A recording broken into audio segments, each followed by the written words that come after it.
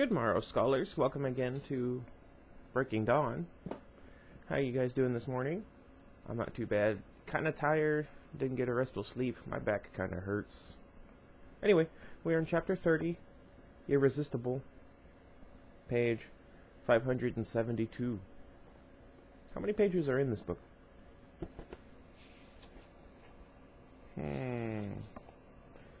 754. Darn it. Anyway, there was so much to think about. How was I going to find time alone to hunt down Jay Jenks, and why did Alice want me to know about him? If Alice's clue had nothing to do with Renesmee, what could I do to save my daughter? How were Edward and I going to explain things to Tanya's family in the morning? What if they reacted like Irina? What if it turned into a fight? I didn't know how to fight. How was I going to learn in just a month? Was there any chance at all that I could be taught fast enough that I might be a danger to any one member of the Volturi? Or was I doomed to be totally useless, just another easily dispatched newborn? So many answers I needed, but I did not get the chance to ask my questions. Wanting some normality for Renesmee, I'd insisted on taking her home to our cottage at bedtime. Jacob was more comfortable in his wolf form at the moment. The stress was easier dealt with when he felt ready for a fight. I wished that I could feel the same, could feel ready.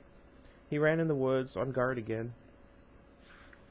After she was deeply under, I put Renesmee in her bed and then went to the front room to ask my questions of Edward.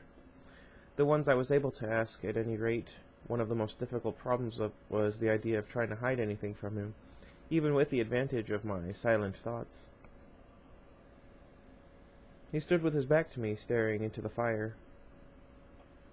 Edward, He spun and was across the room in what seemed like no time at all, not even the smallest part of a second. I only had time to register the ferocious expression on his face before his lips were crushing against mine and... And his arms were locked around me like steel girders. I didn't think of my questions again for the rest of that night. It didn't take long for me to grasp the reason for his mood, and even less time to feel exactly the same way. I'd been planning on needing years just to somewhat organize the overwhelming passion I felt for him physically, and then centuries after that to enjoy it. If we had only a month left together, well, I didn't see how I could stand to have this end. For the moment, I couldn't help but be selfish. All I wanted was to love him as much as possible in the limited time given to me.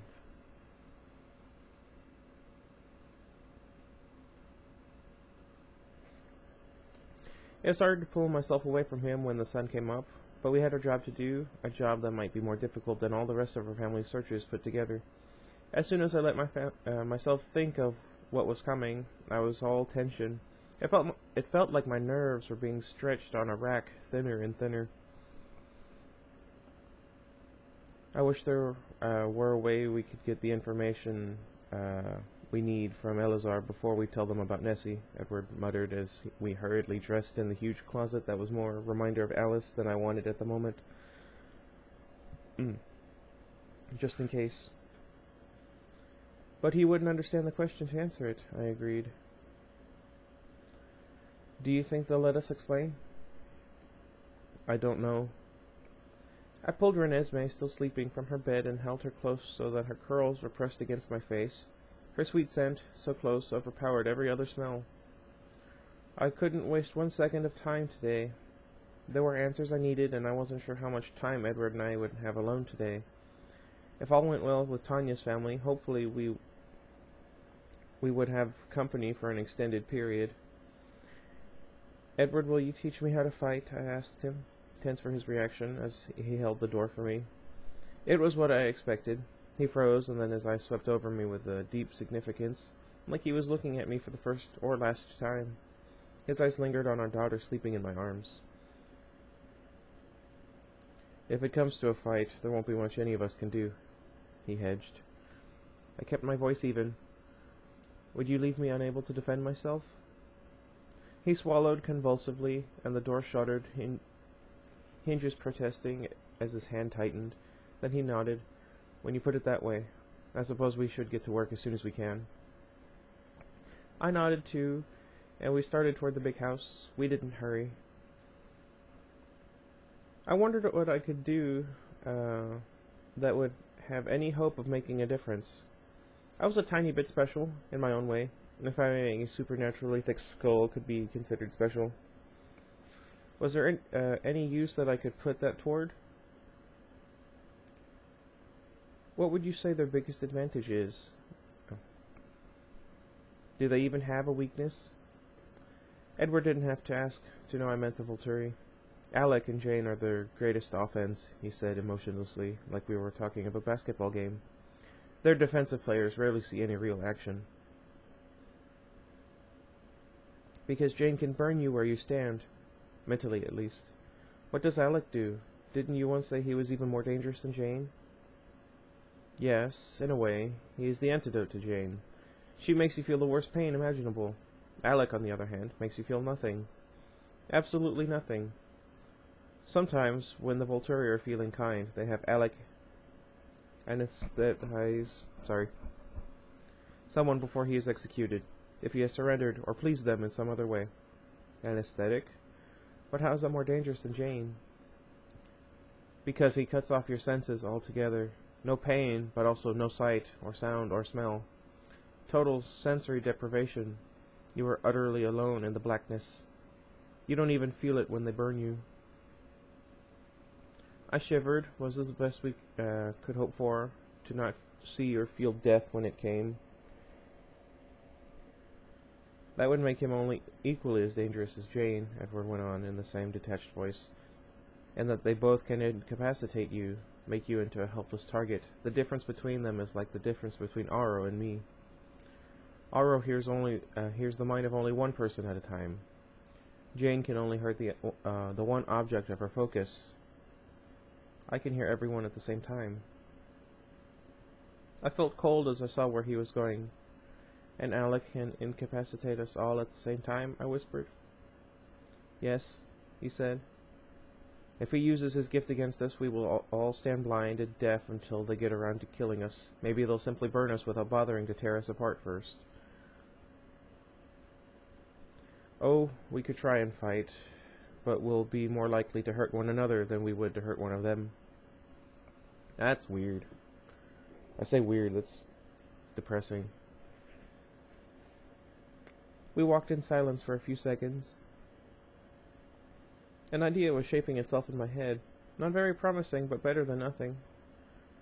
Do you think Alec is a good fighter? I asked. Aside from what he can do, I mean. If he had to fight without his gift. I wonder if he's ever even tried. Edward glanced at me sharply. What are you thinking? I looked straight ahead. Well, he probably can't do that to me, can he? If what he does is like Aro and Jane and you, maybe, if he's never really had to defend himself. And I learned a few tricks. He's been with the Volturi for centuries, Edward cut me off. His voice abruptly panicked. He was probably seeing the same image in my head that I was. The Cullens standing helpless, senseless pillars on the killing field, all but me. I'd be the only one who could fight. Yes, you're surely immune to his power, but you're still a newborn, Bella. I can't make you that strong a fighter in a few weeks. I'm sure he's had training. Maybe, maybe not. It's the one thing I can do that no one else can. Even if I can just distract him for a while. Could I last long enough to give the others a chance? Please, Bella, Edward said through his teeth. Let's not talk about this. Be reasonable. I'll try to teach you what I can, but please don't make me think about you sacrificing yourself as a diversion. She's good at that.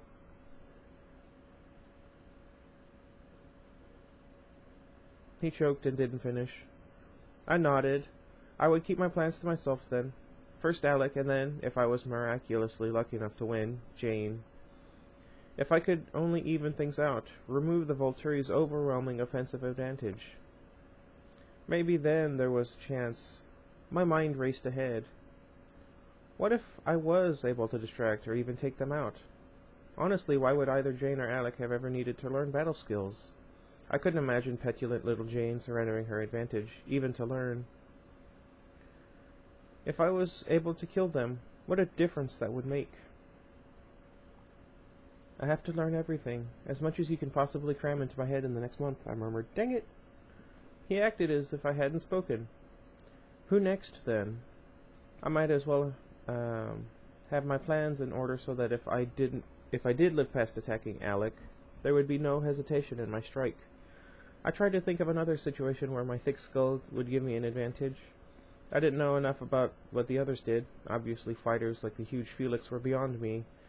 I could only try to give Emmett his fair fight there. I have a bruise.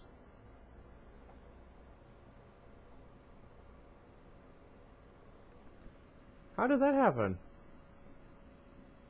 I'm like 6'2". What bruised me? Oh well.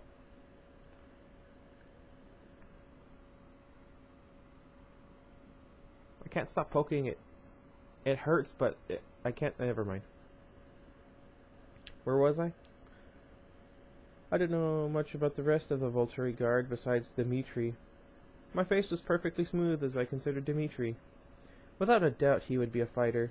There was no other way he could have survived so long, always at the spear point of any attack. And he must always lead because he was their tracker, the best tracker in the world, no doubt. If there had been one better, the Volturi would have traded up. Aro didn't surround himself with second best. If Dimitri didn't exist, then we could run. Whoever was left of us in any case. My daughter, warm in my arms. Someone could run with her. Jacob or Rosalie, whoever was left. And if Dimitri didn't exist, then Alice and Jasper could be safe forever. Is that what Alice had seen? That part of our family could continue, the two of them, at the very least? Could I begrudge her for that? Dimitri, I said. Dimitri is mine, Edward said in a hard, tight voice. I looked at him quickly and saw that his expression had turned violent. Why? I whispered. He didn't answer at first. We were to the river when he finally murmured, for Alice. That's the only thanks I can give her now for the last 50 years. So his thoughts were in line with mine. I heard Jacob's heavy paws thudding against the frozen ground. In seconds he was pacing beside me, his dark eyes focused on Renesmee. I nodded to him once, then returned to my questions. There was so little time. Edward, why do you think Alice told us to ask Elazar about the Volturi? Has he been in Italy recently or something? What could he know? Elazar knows everything when it comes to the Volturi. I forgot you didn't know. He used to be one of them. I hissed involuntarily. Jacob growled beside me. What? I demanded, in my head picturing the beautiful dark-haired man at our wedding wrapped in a long, ashy cloak. Edward's face was softer now. He smiled a little. Elazar is a very gentle person. He wasn't entirely happy with the Volturi, but he respected the law and its need to be upheld. He felt he was working toward the greater good. He doesn't regret his time with them, but when he found Carmen, he found his place in the world. They are very similar people, both very compassionate for vampires. He smiled again. They met Tanya and her sisters, and they never looked back. They are all well suited to this lifestyle. If they'd never found Tanya, I'd imagine they would have eventually discovered a way to live without human blood on their own. The pictures in my head were jarring. I couldn't make them match up. A compassionate Volturi soldier? It does sound pretty weird. Edward glanced at Jacob and answered a silent question. No, he wasn't one of their warriors, so to speak. He had a gift they found convenient. Jacob must have asked the obvious follow-up question. He has an instinctive feel for the gifts of others. Gifts. The extra abilities that some vampires have, Edward told him. He could give Aro a general idea of what any given vampire was capable of just by being in proximity with him or her. This was helpful when the Volturi went into battle. He could warn them if someone was in the opposing coven. Warn them if someone in the opposing coven had a skill that might give them some trouble. That was rare. It takes quite a skill to even inconvenience the Volturi for a moment. More often, the warning would give Aro the chance to save someone who might be useful to him. Elazar's gift works even with humans, to an extent. He has to really concentrate with humans, though, because the latent ability is so nebulous. Aro would have him test the people who wanted to join, see if they had any potential. Aro was sorry to see him go. They let him go? I asked. Just like that? His smile was darker now, a little twisted. The Volturi aren't supposed to be the villains, the way they seem to you. They are the foundation of our peace and civilization. Each member of the guard chooses to serve them. It's quite prestigious. They are all proud to be there, not forced to be there. I scowled at the ground. They're only alleged to be heinous and evil by the criminals, Bella. We're not criminals. Jacob huffed in agreement. They don't know that. Do you really think we can make them stop and listen? Edward hesitated just the tiniest moment and then shrugged. If we find enough friends to stand beside us, maybe. If. I suddenly felt the urgency of what we had before us today. Edward and I both started to move faster, breaking into a run. Jacob caught up quickly. Tanya shouldn't be much longer, Edward said. We need to be ready. How to be ready, though? We arranged and rearranged, thought and rethought, Renesmee in full view, or hidden at first. Jacob in the room or outside. He'd told his pack to stay close, but invisible. Should he do the same? In the end, Renesmee, Jacob in his human form again, and I waited around the corner from the front door in the dining room, sitting at a big polished table. Jacob let me hold Renesmee. He wanted space in case he had to phase quickly. Though I was glad to have her in my arms, it made me feel useless. It reminded me that in a fight with mature vampires, I was no more than an easy target. I didn't need my hands free. I tried to remember Tanya, Kate, Carmen, and Eleazar from the wedding. Their faces were murky in my ill-lit memories. I only knew they were beautiful, 2 blondes and 2 brunettes. I couldn't remember if there was any kindness in their eyes. Edward leaned motionlessly against the back window wall, staring toward the front door. Sorry, I'm still tired. It didn't look like he was seeing the room in front of him. We listened to the cars zooming past out on the freeway, none of them slowing. Renesmee nestled into my neck, her hand against my cheek, but no images in my head. She didn't have pictures for her feelings now. Let's see, what if they don't like me, she whispered, and all her eyes flashed to her face. Of course they'll, Jacob started to say, but I silenced him with a look. They don't understand you, Renesmee, because they've never met anyone like you. I told her, not wanting to lie to her with promises that might not come true. Getting them to understand is the problem. She sighed, and in my head flashed pictures of all of us in one quick burst. Vampire, human, werewolf. She fit nowhere. You're special. That's not a bad thing. She shook her head in disagreement. She thought of our strained faces and said, This is my fault. No. Jacob, Edward, and I all said at exactly the same time, but before we could argue further, we heard the sound we'd been waiting for, the slowing of an engine on the freeway, the tires moving from pavement to soft dirt. Edward darted around the corner to stand waiting by the door. Renesmee hid in my hair. Jacob and I stared at each other across the table, desperation on our faces. The car moved quickly through the woods, faster than Charlie or Sue drove. We heard it pull into the meadow and stop by the front porch. 4 doors opened and closed. They didn't speak as they approached the door. Edward opened it before they could knock. Edward, do forgive me, a female voice enthused. Hello, Tanya, Kate, Eleazar, Carmen. 3 murmured hellos. Carlyle said he needed to talk to us right away, the first voice said. Tanya. I could hear the way they were all... I could hear that they all were still outside. I imagined Edward in the doorway blocking their entrance.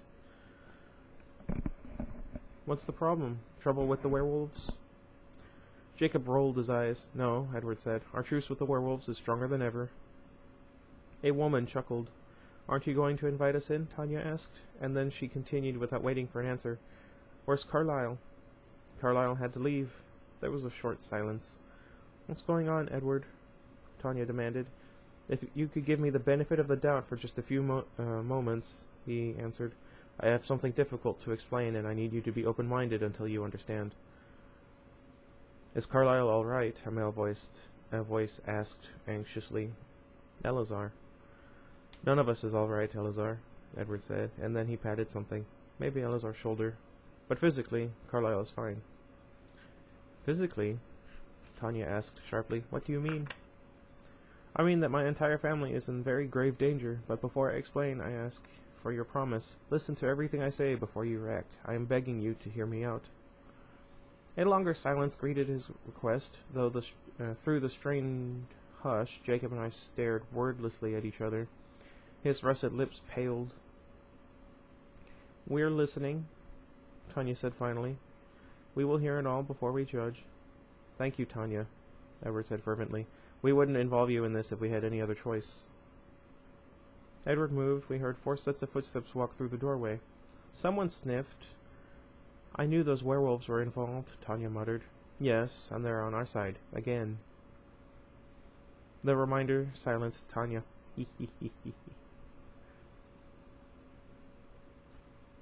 "Where's your Bella?" one of the other female voices asked. "How is she?" "She'll join us shortly." "She's well, thank you. She's taken to immortality with amazing finesse." "Tell us about the danger, Edward," Tanya said quietly.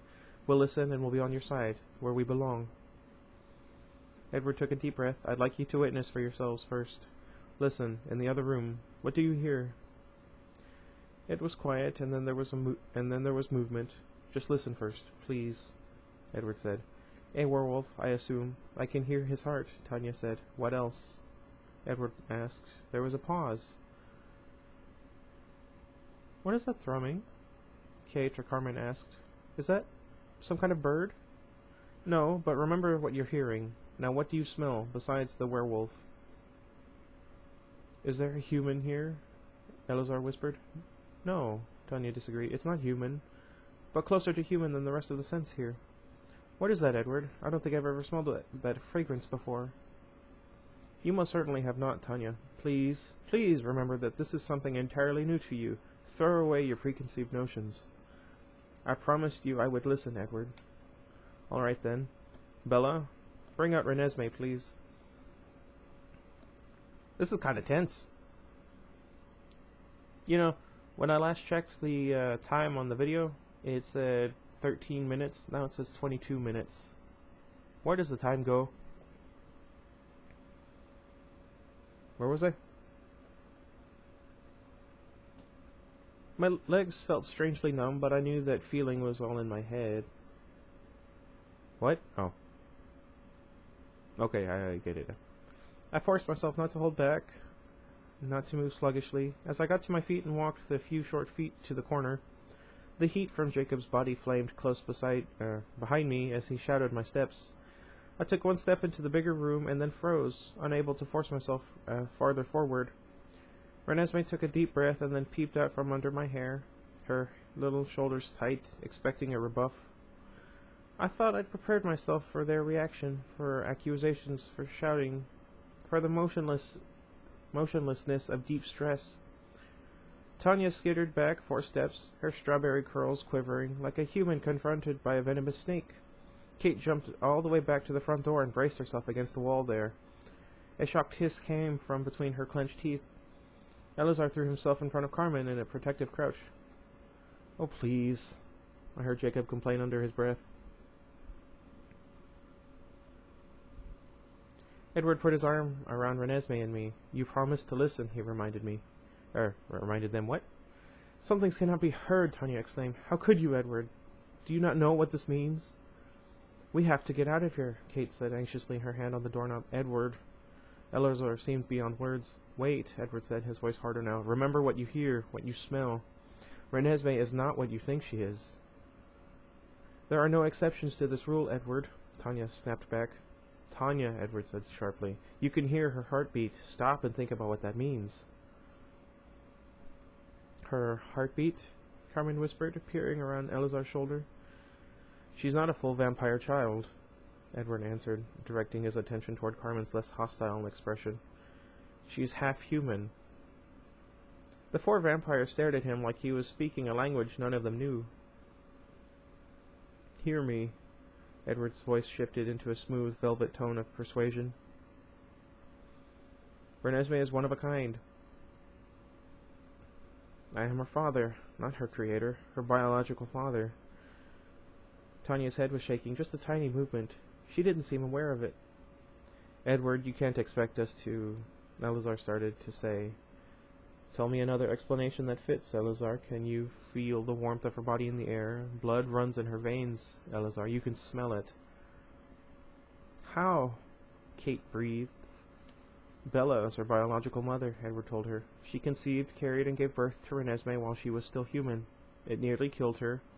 I was hard-pressed to get enough venom into her heart to save her. I've never heard of such a thing, Eleazar said. His shoulders were still stiff, his expression cold. Physical relationships between vampires and humans are not common, Edward answered, a bit of dark humor in his tone now. Human survivors of such trysts are even less common. Wouldn't you agree, cousins? Both Kate and Tanya scowled at him. Come now, Eleazar, surely you can see the resemblance. It was Carmen who responded to Edward's words. She stepped around Eleazar, ignoring his half-articulated warning, and walked carefully to stand right in front of me. She leaned down slightly, looking carefully into Renesmee's face. You seem to have your mother's eyes, she said in a low, calm voice, but your father's face.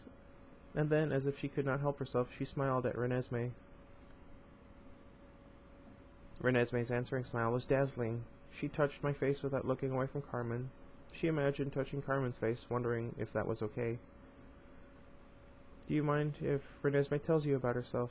I asked Carmen. I'm still too stressed to speak above a whisper. She has a gift for explaining things. Carmen was still smiling at Renesmee. Do you speak, little one? Yes, Renesmee answered in her trilling, high soprano. All of Tanya's family flinched at the sound of her voice, except for Carmen. But I can show you more than I can tell you. She placed her little dimpled hand on Carmen's cheek. Carmen stiffened like an electric shock had run through her. Eleazar was at her side in an instant, his hands on her shoulders as if to yank her away. Wait, Carmen said breathlessly, her unblinking eyes locked on Renesmee's. Renesmee showed Carmen her explanation for a long time. Edward's face was intent as he watched with Carmen, and I wished so much that I could hear what he heard. Jacob shifted his weight impatiently behind me, and I knew he was wishing the same. What's Nancy showing her? He grumbled under his breath. Everything, Edward murmured. Another minute passed, and Renesmee dropped. Oh, dear. Ugh.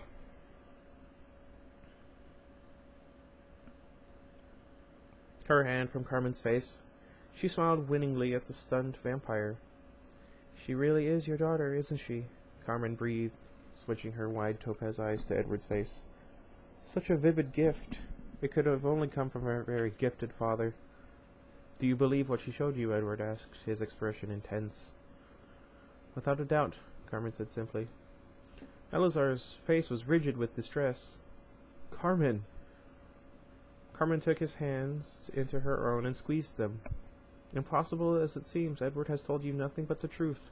Let the child show you. Carmen nudged Eleazar closer to me and then nodded at Renesmee. Show him. I'm not going to bother because I don't speak Spanish. Or really anything. Yeah.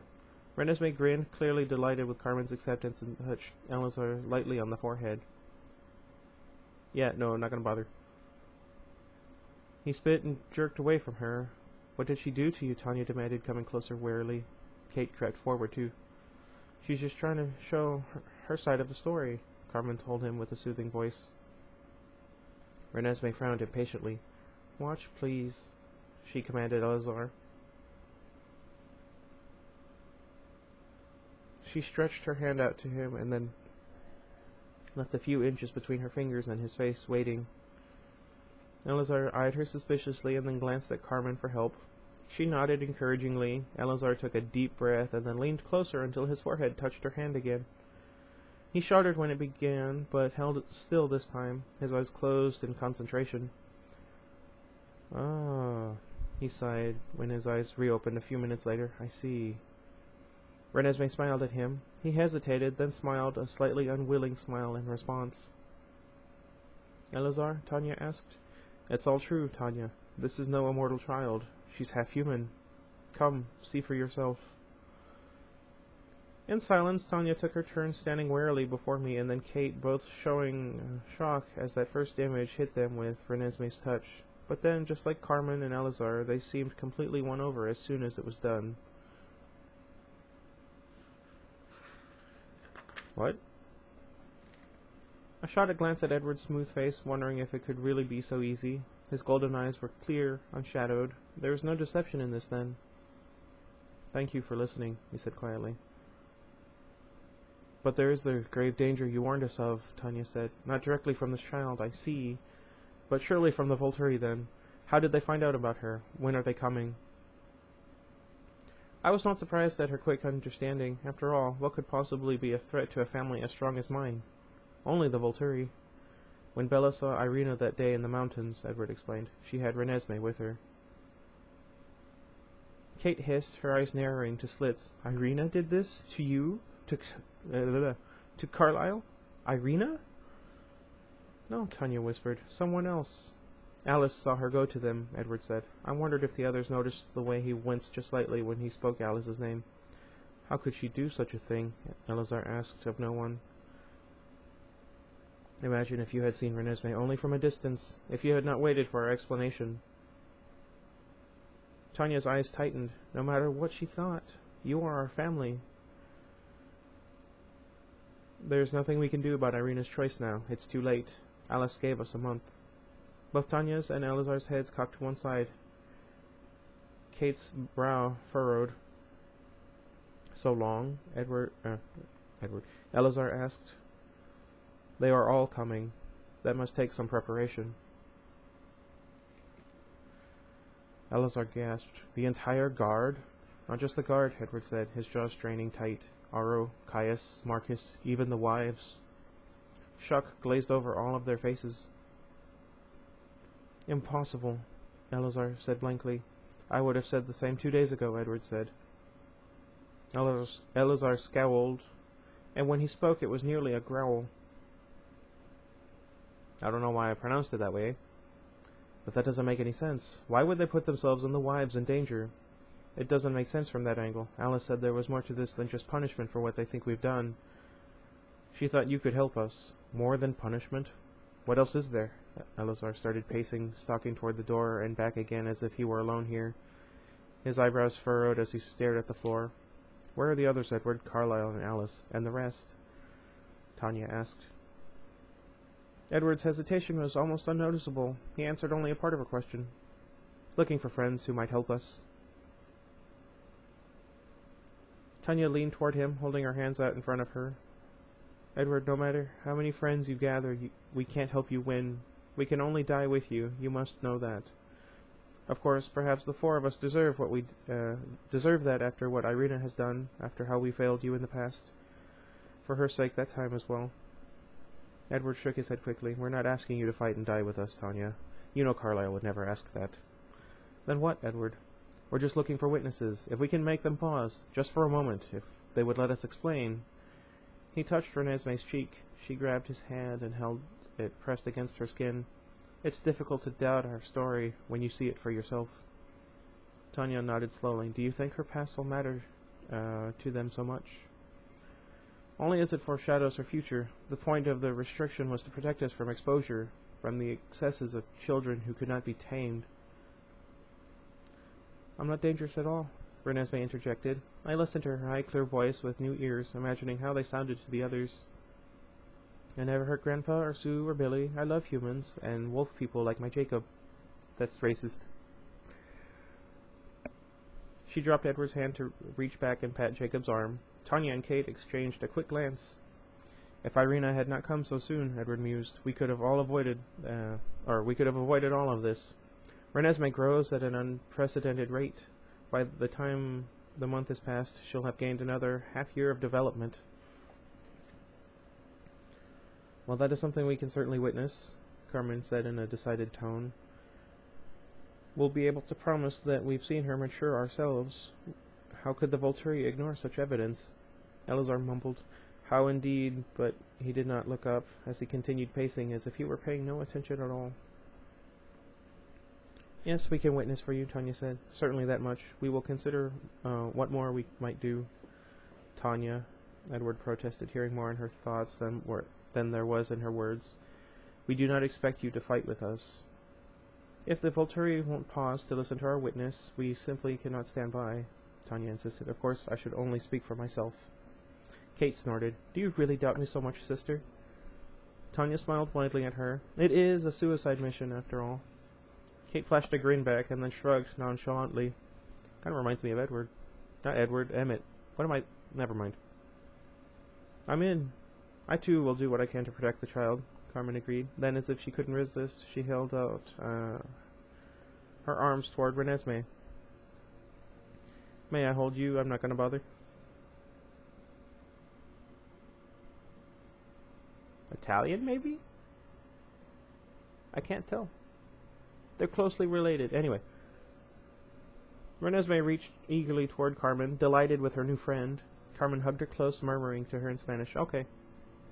I wasn't sure. You know, there's a difference between the Spanish that you learn near Mexico and the Spanish you learn in South America and Central America. Anyway. And then Spanish from Spain is wildly different in many respects. Anyway. Also Carmen, really. Where was I? It was like it had been with Charlie, and before that with all the Cullens. Renesmee was irresistible. What was it about her that drew everyone to her, that made them willing to pledge even their lives in her defense? For a moment I thought that maybe what we were attempting might be possible. Maybe Renesmee could do the impossible and win over our enemies as she had our friends. And then I remembered that Alice had left us, and my hope vanished as quickly as it appeared. That's depressing. Anyway. Oh, man. 37 minutes. I guess that's not too bad.